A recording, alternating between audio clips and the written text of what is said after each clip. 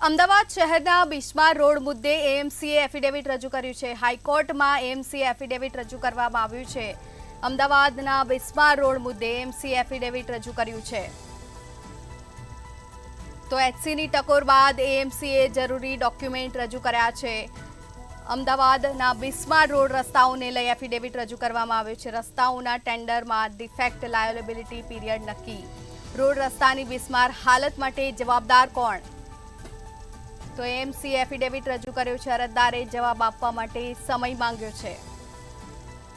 તો એએમસીએ જરૂરી ડોક્યુમેન્ટ રજૂ કર્યા છે। હાઈકોર્ટની ટકોર બાદ બિસ્માર રોડ મુદ્દે એએમસીએ એફિડેવિટ રજૂ કર્યું છે। તો આખરે બિસ્માર રોડ રસ્તાની જવાબદારી કોની તે એક સવાલ છે। એચસીની ટકોર બાદ એએમસીએ જરૂરી ડોક્યુમેન્ટ રજૂ કર્યા છે। રસ્તાઓના ટેન્ડરમાં ડિફેક્ટ લાયબિલિટી પીરિયડ નક્કી કરવામાં આવશે। રોડ રસ્તાની બિસ્માર હાલત માટે જવાબદાર કોણ? તો અરજદારે આ અંગે જવાબ માટે સમય માંગ્યો છે।